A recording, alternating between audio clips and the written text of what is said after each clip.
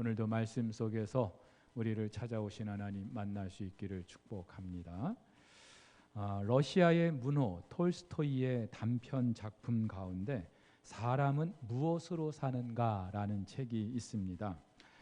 이 책에서 천사 미하엘이라는 천사가 있는데 젖먹이 그 쌍둥이의 어미를 데려오라는 하나님의 명을 받지만 차마 그 젖먹이의 어미를 데려올 수가 없어서 하나님의 말씀에 거역합니다. 그러자 하나님께서 그 미하엘에게 인간 세상에 내려가서 그 벌로 3가지 질문에 대한 답을 찾아오라는 명을 받게 되죠. 첫 번째 질문은 사람의 마음속에는 무엇이 있는가? 또 사람에게 허락되지 않은 것은 무엇인가? 그리고 사람은 무엇으로 사는가? 이 3가지 질문입니다. 이 미하엘은 그 3가지 질문을 하나씩 찾아갑니다. 시몬이라는 가난한 구두 수선공이 벌거벗은 채 떨고 있는 자기에게 자기의 외투를 벗어주고 자기 집으로 데려가는 그 모습을 보면서 사람의 마음속에는 인간을 불쌍하게 여기고 보살펴주는 마음이 있구나 답을 찾게 됩니다. 또 인간에게는 자신의 육체를 위해서 없어서는 안 될 것이 무엇인지 그 아는 지혜가 허락되지 않았다는 걸 알게 됩니다. 다시 말해서 그 구두수선공에게 한 부자가 와서 1년을 신어도 떨어지지 않을 장화를 만들어 달라고 하는데 사실 이 부자는 조만간 죽게 될 운명의 처지에 놓여 있던 것이죠. 자기가 언제 죽을지 모르는, 다시 말해서 우리의 육체를 위해서 없어서는 안 될 것이 무엇인지 그것을 아는 지혜가 우리 인간에겐 허락되지 않았다는 걸 알게 돼요. 마지막으로 사람은 무엇으로 사는가? 이 천사 미하엘은 그렇게 죽은 젖먹이 쌍둥이, 그 쌍둥이를 한 부인이 데려다가 키우고 있는 모습을 보면서 사람은 사랑으로 산다라고 마지막 답을 찾게 됩니다. 여러분, 사람은 사랑으로 삽니다. 하나님이 사랑이시기 때문이죠. 자, 그런데 한번 생각해 보시죠. 오늘날 이 땅의 사람들은 과연 무엇으로 살아갑니까? 과연 이 땅 사람들의 삶의 방식 무엇입니까? 어떤 사람은 돈이 인생의 절대 열쇠가 된다고 생각합니다. 돈이 있으면 세상을 다 가진 것처럼 생각하지만 돈이 없고 가난해지면 세상이 끝난 것처럼 생각하는 사람들 있습니다. 그런데 여러분, 과연 그렇습니까? 그렇지 않다는 거 사실 이 자리에 있는 여러분들이 더 잘 알고 있습니다. 성경도 이 사실을 잘 말하고 있어요. 눈에 보이는 것을 쫓아서 살아가는 그것이 삶의 방식이 돼버린 그 사람들의 삶의 결국이 얼마나 허무한지 성경은 잘 말하고 있습니다. 대표적으로 솔로몬이 그렇죠. 솔로몬은 전도서를 시작하면서 이렇게 말합니다. 전도자가 이르되 헛되고 헛되며 헛되고 헛되니 모든 것이 헛되도다. 그러면서 또 말합니다. 내가 해 아래에서 행하는 모든 일을 보았노라. 모두 다 헛되어 바람을 잡으려는 것이로다. 여러분, 바람 눈에 보입니까? 눈에 보이지 않는 바람 내 손에 잡았다고 생각하지만 정말로 그 손 안에 있습니까? 여러분, 우리 인생이 이와 같다는 거죠. 그러면서 솔로몬은 먼저 사람들의 지혜가 헛되다고 합니다. 솔로몬은 천문학, 동물학, 식물학을 위시해서 모든 지식 체계를 추구했던 사람이었는데 뭐라고 말하냐 하면은 그 지혜의 마지막은 증기요 바람이요 안개와 같다라고 말합니다. 존귀와 권력도 재물도 헛되다고 합니다. 솔로몬은요, 인생의 쾌락을 주는 것이 무엇인지 알려고 사업도 크게 해보고 집도 짓고 포도원도 심었고 노비며 또 소와 양이고 또 은금과 노래하는 처첩을 두었지만 결국 그가 고백하는 말은 이것입니다. 그 후에 본즉 내 손으로 한 모든 일과 수고한 모든 수고가 다 헛되어 바람을 잡으려는 것이며 해 아래에서 무익한 것이로다. 이것이야말로 절대적이다. 이것만 있으면 내 인생 행복하다고 생각했던 그 모든 것 다 허무하다고, 그 모든 것을 다 누려보았던 솔로몬이 말하고 있습니다. 여러분, 그렇다면 과연 무엇이 진정 변하지 않는, 그리고 우리 인생의 행복을 책임지는 삶의 방식일까요? 그것은 바로 믿음입니다. 히브리서 10장 38절에서 성경은 말해요. 나의 의인은 믿음으로 말미암아 살 것이다. 하박국 선지자의 고백을 히브리서 기자가 다시 한번 인용하고 있습니다. 여러분 잘 알고 있죠? 우리가 하나님의 자녀된 것 믿음 때문입니다. 그런데 그 믿음으로 자녀된 우리 그리스도인들의 삶의 방식 역시나 믿음인 줄로 믿습니다. 성경 전체가 그렇습니다만은 특별히 히브리서가 강조하는 게 바로 이거예요. 여러분, 히브리서는요, 유대인이면서 기독교로 개종한 그 사람들을 위해서 기록된 성경입니다. 누구나 처음 예수 그리스도를 영접하고 믿게 되었을 때 그야말로 하늘 위를 나는 것 같은 기쁨이 있습니다. 하지만 시간이 지나면서 현실 세계에서 살아가는 삶은 그리 녹록하지 않죠. 차츰 동족 유대인들로부터 박해를 받고 더 나아가서 당시 세계를 지배했던 로마 제국의 핍박이 시작됩니다. 이유는 단 한 가지, 예수 그리스도를 믿는 것 때문입니다. 자, 그러자 그 핍박과 박해를 견디지 못하고 다시 유대교로 되돌아온 사람들이 많이 있었던 것 같아요. 그래서 오늘 히브리서 기자는 그들을 대상으로 너희들이 믿는 그 예수 그리스도, 그분은 얼마나 탁월한 분이신지, 그래서 히브리서 전반부에서는 그 그리스도가 어떤 분인지를 소개하고 있습니다. 그리고 구약의 율법이 증거하고 있는 그 모든 실체가 예수 그리스도 되심을 증거하고 있습니다. 한마디로 우리들의 믿음은 절대로 허상이 아니라 분명한 실체가 있고, 그리고 우리들의 믿음은 분명히 하나님께서 기뻐하시는 것임을 말해주고 있습니다. 그러면서 10장 19절 이하에서는 마치 이런 질문을 던지는 듯한 느낌을 받게 됩니다. 자, 그렇다면 우리는 어떻게 살 것인가? 예수 그리스도가 구약에서 말하고 있는 그 구약에서 말하고 있는 실체 되시는 분이라고 한다면 그러면 우리는 어떻게 살 것인가? 대답은 분명하죠. 믿음으로 사는 겁니다. 그래서 10장 23절에서는 이렇게 말해요. 또 약속하신 이는 믿으시니 우리가 믿는 도리의 소망을 움직이지 말며 굳게 잡아야 된다. 39절에서도 말합니다. 우리는 뒤로 물러가 멸망할 자가 아니요 오직 영혼을 구원함에 이르는 믿음을 가진 자다. 믿음으로 살아야 된다는 사실을 강조하고 있습니다. 그러면서 오늘 본문 11장에서는요, 지난 역사 속에서 그렇게 믿음으로 살다 간 사람들을 하나씩 언급하고 있습니다. 유대인들에게는 너무나 친숙한 사람들입니다. 그리고 그들 중에는 율법이 있기 전부터 살았던 사람들도 있습니다. 그런데 그들의 모든 삶의 방식, 하나 같은 삶의 방식, 그것은 바로 믿음이었어요. 물론 그네들이 살았던 그 시대 절대로 순탄치 않았습니다. 어쩌면 우리가 사는 이 시대보다 더 열악했을 수도 있습니다. 그런데 그들이 하나같이 붙들고 있었던 것, 놓지 않았던 것, 그것은 바로 믿음이었어요. 사랑하는 우리 성도 여러분, 여기서 우리가 알 수 있는 것이 하나 있습니다. 저마다 이 땅에서 육신을 입고 태어나는 그 시점은, 그 상황은 다 다를 수 있어요.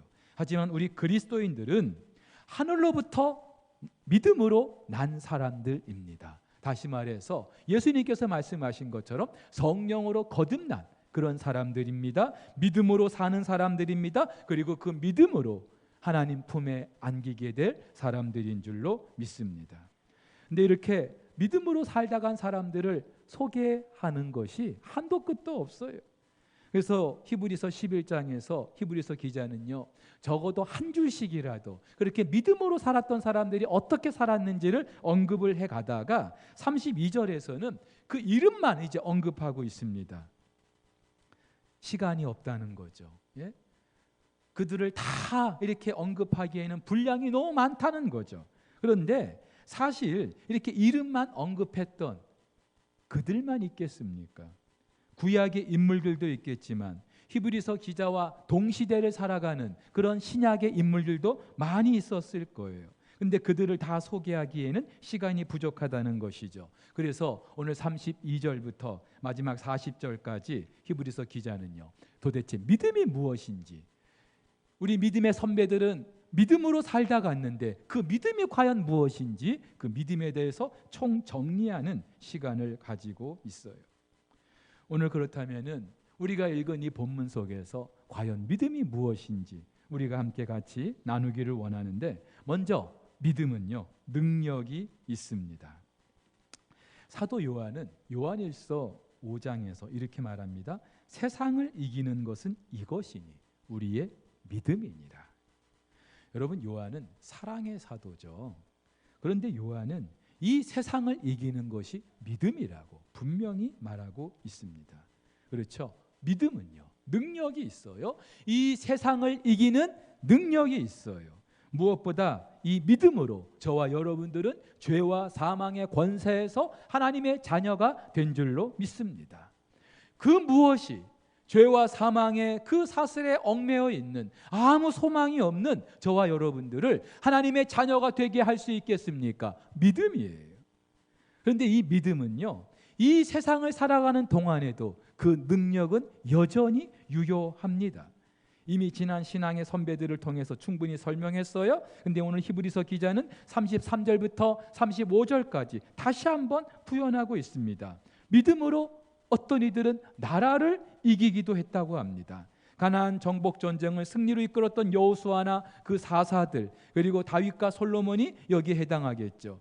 믿음으로 의를 행하기도 했다고 합니다. 공평과 정의를 행한 것을 말하죠. 사무엘이나 다윗 같은 사람을 말할 수 있을 거예요. 믿음으로 약속을 받기도 했고 믿음으로 사자들의 입을 막기도 했다고 합니다. 삼손이나 다윗이나 다니엘을 들 수 있겠죠.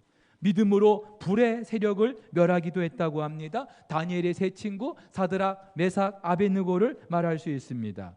믿음으로 칼날을 피하고 연약한 가운데서도 강하게 되기도 했다고 합니다. 자기의 죽은 자들을 부활로 받아들이는 여자들도 있었다고 합니다. 엘리야와 엘리사 시대에 사르밧 과부라든지 수넴 여인이 바로 여기에 해당되겠죠. 사랑하는 우리 성도 여러분, 무엇을 말합니까? 믿음은 과연 탁월한 능력이 있다는 것, 그 어떤 것으로도 감당할 수 없는 능력이 있다는 것. 그래서 예수님께서도 이렇게 말씀하시죠. 너희 믿음이 작은 까닭이니라 진실로 너희에게 이르노니 만일 너희에게 믿음이 겨자씨 한 알 만큼만 있어도 이 산을 명하여 여기서 저기로 옮겨지라 하면 옮겨질 것이요 또 너희가 못할 것이 없으리라. 믿음은 저와 여러분들로 하여금 이 땅을 사는 동안 분명한 능력을 누리며 살게 하는 줄로 믿습니다. 자, 그런데 한 가지 또 분명한 것이 있어요. 이 믿음이 이 세상의 모든 문제를 해결하는 건 아니라는 사실입니다. 마치 믿음이 무슨 요술방망이나 되는 것처럼 생각해서는 안 된다는 거예요. 예수를 믿으면 만사 형통한다라고 생각해서는 안 된다는 거예요. 35절부터 38절의 말씀이 이것을 말해주고 있습니다. 어떤 사람들은요, 믿음으로 고문을 받기도 했어요. 풀려날 수 있었어요. 고난을 피할 수 있었어요. 근데 더 좋은 부활에 대한 그 믿음 때문에 고난을 받고 고문을 받기도 하고요. 어떤 사람들은 조롱과 채찍에 맞기도 하고요. 어떤 사람들은 결받고 옥에 갇히기도 합니다. 돌에 맞기도 하고 톱으로 켜임을 당하기도 하고 시험과 칼로 죽임을 당하기도 하고 양과 염소의 가죽을 입고 유리하고 궁핍과 환난과 학대를 받기도 합니다. 어떤 사람들은 광야와 산과 동굴과 토굴에서 유리방황하기도 했어요. 왜요? 믿음 때문에. 믿음 때문에. 믿음이 있다면 고난을 받지 말아야죠. 믿음이 있다면 그 어떤 세력도 물리칠 수 있어야죠. 근데 어떤 이들은 그 믿음 때문에 오히려 고난을 받기도 했다는 거예요. 여러분, 아합 시대에 엘리야는요, 아합의 칼을 하나님께서 피하게 하셨어요.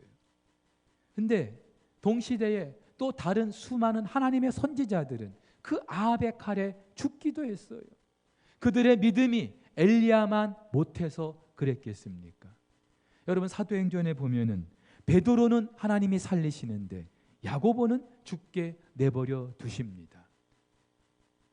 베드로의 믿음이 야고보보다 더 탁월하기 때문에 하나님께서 베드로를 살리시는 걸까요? 아니죠. 여기서 우리가 알 수 있는 중요한 사실이 있어요. 성공을 통하여 승리의 편에 서 있는 사람들이 있는 반면에 우리가 생각할 때 패배라는 걸 통하여서 승리의 편에 서 있는 사람들이 있다는 사실입니다.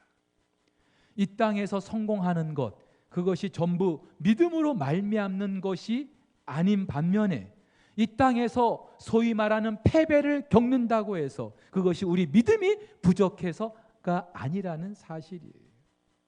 만약에 우리의 믿음이 이 땅에서 무조건 성공하고 무조건 번영하고 무조건 부자 되게 하고 만약에 그런 것이라면 오늘 히브리서 기자의 이 기록은 분명 잘못된 거죠. 여러분, 오늘날도 마찬가지예요. 얼마 전에 연로하신 한 분을 길에서 만났어요. 병원에 다녀오시는 길이라고. 제 손을 잡고 하소연을 하시는 거예요. 목사님, 저 그래도 젊었을 때에는 정말로 하나님 앞에 충성하고 헌신하고 열심히 살았는데 왜 다 늙어서 제 모습이 이렇게 초라한지 모르겠어요. 하소연을 하시는 거예요. 너무나 안타까웠어요. 예, 정말로 하나님이 우리가 생각하는 그런 하나님이라면 그렇게 한평생 수고하고 헌신한 그분 보란듯이 하나님께서 잘 살게 해주고 건강도 지켜주시고 그러면 얼마나 좋겠어요. 제가 생각해도 참 속상해요.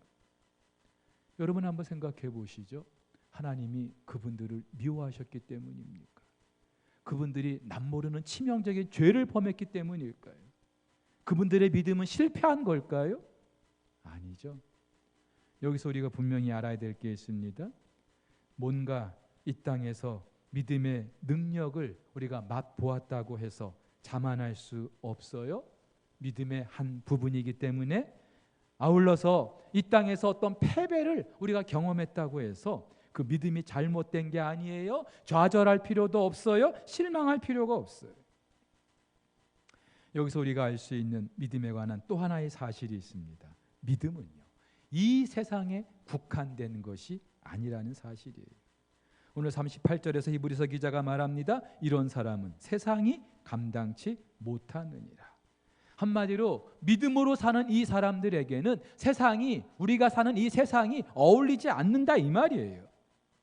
믿음의 사람들에게 있어서 이 세상은요, 살만한 데가 되지 못한다는 말이에요. 그렇잖아요. 이 세상은요, 거짓과 술수와 탐욕이 난무한 곳이죠. 정직해서는 절대 살 수 없는 땅이 이 세상 아니겠습니까? 하나님을 향한 진실한 믿음을 가지고 버티기가 너무나 힘든 세상이에요. 여러분, 우리의 믿음은 절대로 이 세상에 어울리지 않습니다. 그래서 믿음의 선조들도 이 땅을 살면서도 저 하늘의 것을 사모하면서 살았던 거예요. 보이지 않아요? 하지만 보이는 것처럼 살았어요. 손에 쥔 것이 없어요. 그러나 손에 쥔 것처럼 살았어요. 오늘 39절 40절에 있는 것처럼 약속을 받지 못했어요. 근데 이들은 하나님께서 더 좋은 것을 예비하셨음을 믿음으로 살았어요. 사랑하는 우리 성도 여러분, 믿음은 바로 이것을 바라는 것인 줄 믿습니다. 믿음은 눈에 보이는 이 세상이 전부가 아니라는 것을 우리가 인식하는 것, 여기서부터 시작하는 거예요. 히브리서의 전체 주제가 있다면 바로 이것이죠. 그리스도 안에 있는 더 좋은 것, 그리스도 안에 있는 더 좋은 것.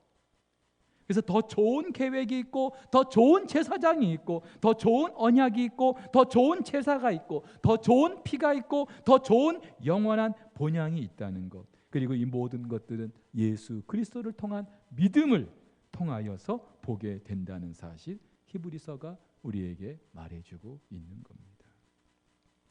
여러분, 그렇다면 한번 생각해 보세요. 오늘 히브리서 11장에 언급한 대부분의 그 믿음의 사람들은 구약에 살았던 사람들이에요. 근데 그 구약에 살았던 사람들은 오시지 않은 그러나 앞으로 오실 그 예수 그리스도를 믿음의 눈으로 바라보고 살았어요. 그리고 그 믿음을 지켜냈어요. 자, 그런데 저와 여러분은 이미 2000년 전에 오신 예수 그리스도를 믿음으로 살고 있습니다. 그 믿음 역시 내가 믿고자 해서 믿게 된 건 아닙니다만은 하나님께서 우리에게 그 믿음을 허락하셨어요.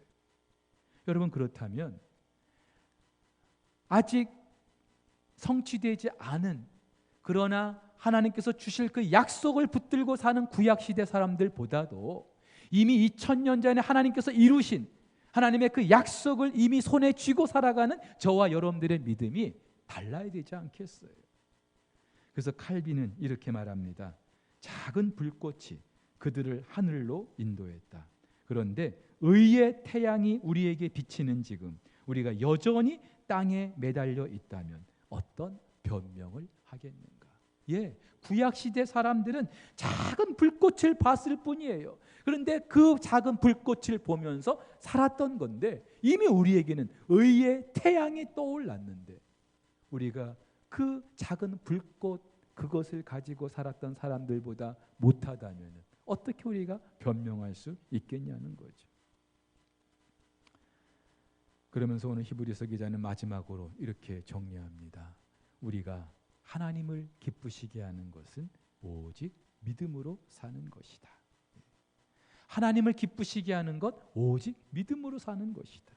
오늘 2절에서도 이렇게 말했어요. 선진들이 이로써 증거를 얻었느니라. 우리 믿음의 선배들이 믿음으로 삶으로 하나님을 기쁘시게 하는 자라는 그런 증거를 나타내었다. 39절에서도 말합니다. 이 사람들은 다 믿음으로 말미암아 증거를 받았다. 무슨 말이에요? 하나님 앞에 인정을 받는 사람들은 그 믿음으로 인정을 받았다는 것이죠. 칭찬을 받았다는 것이죠. 이 땅에서 우리가 대단한 권세와 명예를 누린다 한들 하나님께는 전혀 관심의 대상이 아니에요. 하나님께서 우리에게 보시는 것은 단 한 가지, 우리에게 믿음이 있는 것. 여러분, 그렇다면은 온 우주 만물의 주인이신 그 하나님께서 가장 귀하게 여기시는 것, 그것이 믿음이라면은 오늘 이 땅을 사는 저와 여러분들이 어떻게 살아야 될까요? 이 땅을 살면서 누구는 부자로 살 수 있어요. 누구는 가난하게도 살 수 있어요. 누구는 성공했다는 말을 들을 수도 있고요. 또 누구는 실패했다는 말을 들을 수도 있어요. 하나님의 생명책에 올라와 있는 이름 가운데 어떤 사람은 여자일 수도 있고 또 어떤 사람은 남자일 수도 있어요. 도대체 그 무엇이 그들로 하여금 그 명단에 오르게 했을까요? 무엇이 우리 하나님의 마음을 그토록 기쁘게 했을까요? 그것은 바로 믿음이에요. 그래서 오늘 6절에서 히브리서 기자는 이렇게 말했습니다. 우리 다 같이 한번 읽어볼까요? 시작. 믿음이 없이는 하나님을 기쁘시게 하지 못하나니 하나님께 나아가는 자는 반드시 그가 계신 것과 또한 그가 자기를 찾는 자들에게 상 주시는 이심을 믿어야 할지니라. 아멘. 사랑하는 우리 성도 여러분, 언젠가 우리는요 하나님 앞에 섰을 때에 지금 그토록 중요하게 여기는 수없이 많은 것들을 돌아보면서 그것이 얼마나 사소한 것인지 알게 될 날이 있을 겁니다. 지금 이거 아니면 안 됩니다 하면서 그토록 몸부림치면서 붙잡으려고 했던 그것이 얼마나 부질없는 것이었는지 알게 될 거예요. 그러면서 하나님께서는 정말로 무엇이 중요한지 알게 해 주실 겁니다. 그래서 순교자 짐 엘리엇은 이렇게 말하죠. 자기가 잃어버릴 수 없는 것을 얻기 위해 자기가 지킬 수 없는 것을 주는 사람은 결코 어리석은 자가 아니다. 잃어버릴 수 없는 것, 잃어서는 안 되는 것, 그것을 얻기 위하여 내가 지킬 수 없는 것, 여러분의 생명을 지킬 수 있습니까? 여러분의 물질을 지킬 수 있습니까? 건강을 지킬 수 있습니까? 이 땅에서 다 이제 안개처럼 사라져버릴 그것들을 내주는 사람은 어리석은 자가 아니라는 것이죠. 사랑하는 우리 성도 여러분, 살면서 우리가 더 분명하게 깨닫게 되고 고백하게 되는 것이 있어요. 믿음이 정답입니다. 그래서 우리는 오직 믿음으로 살아야 되는 줄 믿습니다. 코로나 이후에 한국 교회가 어떻게 될까요? 한 목사님께 여쭤봤어요. 그랬더니 그 목사님 하시는 말씀이 알곡과 가라지가 나뉘게 되겠죠. 굉장히 의미심장한 말씀을 해주셨어요. 여러분, 그렇습니다. 우리가 지금 지나고 있는 이런 위기 상황은 우리의 믿음이 어느 정도인지를 분명히 판가름해 줄 거예요. 이런 시련의 시간을 통하여서 우리의 믿음이 어느 정도인지, 진짜인지 가짜인지 드러나게 될 것입니다. 다시 한번 우리의 믿음을 재점검하고 남은 평생 믿음으로 하나님께 기억되는 삶을 살아갈 수 있기를 주의 이름으로 축복합니다.